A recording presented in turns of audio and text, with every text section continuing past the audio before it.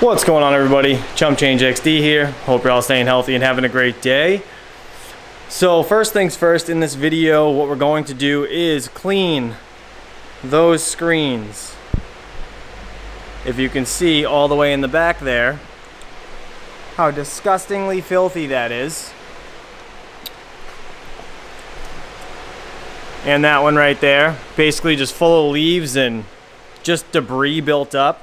To be honest, I'm shocked that these cards don't accumulate more dust than they actually do, because I don't clean these that often. I probably should have a session where I clean them entirely, but now that they're not on a movable rack or something along those lines, like a Veta frame or a AAAWAVE sluice frame, it's a lot harder to take these apart and actually clean them, so I have to break down the entire rig to do that. I did bring my compressor today, but I ended up forgetting the nozzle to spray the cards out. So I'm not going to be cleaning the cards today, but I am going to be vacuuming out all of those screens. So this is obviously a necessary thing you guys should do. You want to have proper airflow. Any little bit of debris, leaves, all that stuff is just not good for air movement. Like, look at this. It's absolutely gross. So let's go outside quick. Let's pop all those vents. Let's see how dirty they really are, and then we'll bust out the shop vac and we'll get cleaning. All right, so here we are out back with the vents that let in the fresh air inside the mining room. So what we need to do is basically pop off all of these to see how filthy they are. And as you can see, all the leaves and disgusting just debris is all in there. There's actually some bugs and stuff like moths or whatever. But I mean, that's, you know, something you're going to have to deal with. So unfortunately, this is a regular thing that you should do, is basically clean off these louvers and vacuum out all your screens. Realistically, I should have filters on the inside, but the crypto mining garage got so hot I could not keep those on.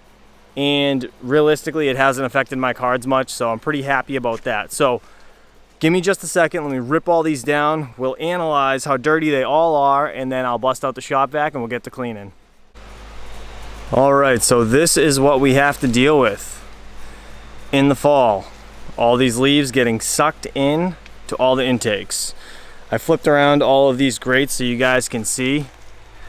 They're all just filled with cobwebs and random stuff that need to be vacuumed out. So I'm gonna vacuum and hose off all of these, and we're gonna vacuum out all of these, just because the compressor is not gonna cut it, unfortunately, and I don't want to be blowing things through the screen either way, because it's just gonna be sucked right back in. So let's go shut off that massive 36-inch fan that I have constantly running in the garage for the negative pressure effect, and we will vacuum all this out and go from there. So let's go get the vacuum.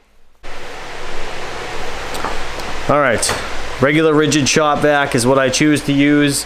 I do have a smaller Milwaukee one. I'll leave links in the description to both. If you guys are interested, feel free. You can get them both on Amazon. This Ryobi compressor, also perfect little handy dandy compressor to clean basically anything and blow off your cards. If you're going to use a compressor to do any type of GPU rig maintenance, cleaning, anything like that, dusting, you need to purchase one of these. I will also leave something similar in the description down below, but this is a water separator.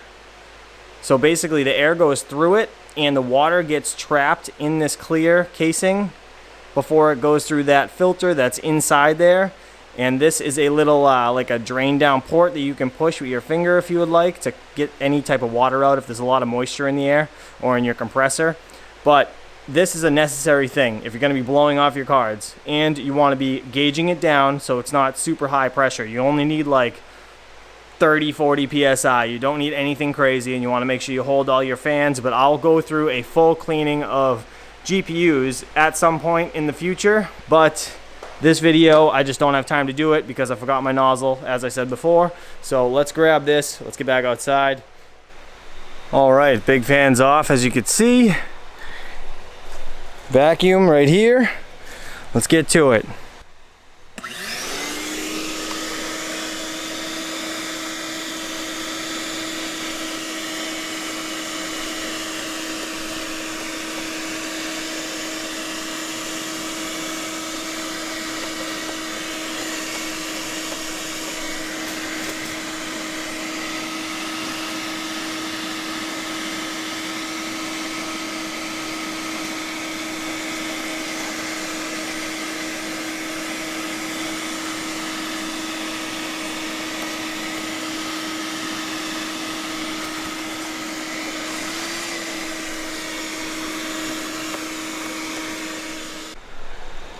One hell of a difference. Nice and clean. There is a little bit of like buildup kind of on the screen itself. So you're gonna wanna get like some sort of bristle tipped end to go on this. To be honest, this vacuum itself actually came with one, but I have no idea where it is. So yeah, not gonna be able to do that today, but either way, at least it's all cleaned. I sucked all those out. I just pulled up a hose. I'm gonna hose all of these down, clean them off, and then we'll get them all thrown back on.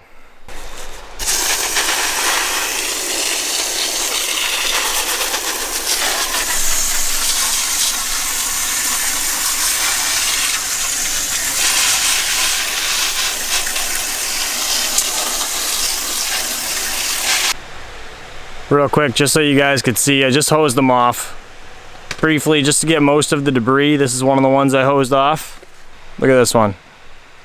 Just a bunch of nastiness up inside the actual fins. So that's kind of why I'm spraying these off. At some point later on, I will pressure wash these and make them look brand new. But right now I don't have my pressure washer, and gross. That's what we're trying to get rid of. So yeah. Quick little pointer. If you see water still on the fins, don't put it on. This one's still a little wet as well. Take your shop vac hose, take it from the front and put it on the back. This is the exhaust for this fan that actually creates the vacuum inside of the shop vac. So that will be blowing out air. So I'm going to use that to blow these off, get them all nice and dry, and then we'll install them all. So basically it's as strong as like one of those hand dryers at the like restrooms in any public place. You just want to kind of give it a little dry. You don't want to make it sopping wet where water could actually get sucked through when you turn the fans back on. So that's what we're trying to avoid here. Now let me dry this one off. All right, all dry, fans on, rattling away. So let's get back inside, see what it looks like.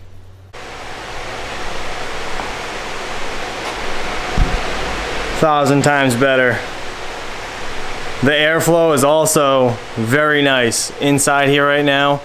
Even after being down for a little bit, it's only 78 degrees, so that is excellent and crazy with how much leaves and stupid little stuff like that actually affect the airflow inside this system I have going. So on top of cleaning that stuff, why don't we actually throw in this last Shelly Wi-Fi switch that I have here onto this Rebtech board. I think that's a good idea because that's the only one that I don't have one of these on. If you guys haven't seen this video, these things are fantastic. I'll leave a link above. These have changed my life in such a way that I don't have to drive back here anymore and manually restart any of these rigs. I could do it remotely even if HiveOS freezes. So let me get this Rebtech board down and we will see how to put it on. So right here next to the CPU fan, you can see this bank of like 11 pins or whatever it is. I actually took a picture of it with my phone to see if they said anything, and it just says a bunch of R100 numbers. So I need to figure out what those all are. In the meantime, I just plugged this in to the Breakout board and got it connected to the Shelly app, so that's now all set. So give me a second, let me do a little bit of research. I gotta figure out which ones to plug this into.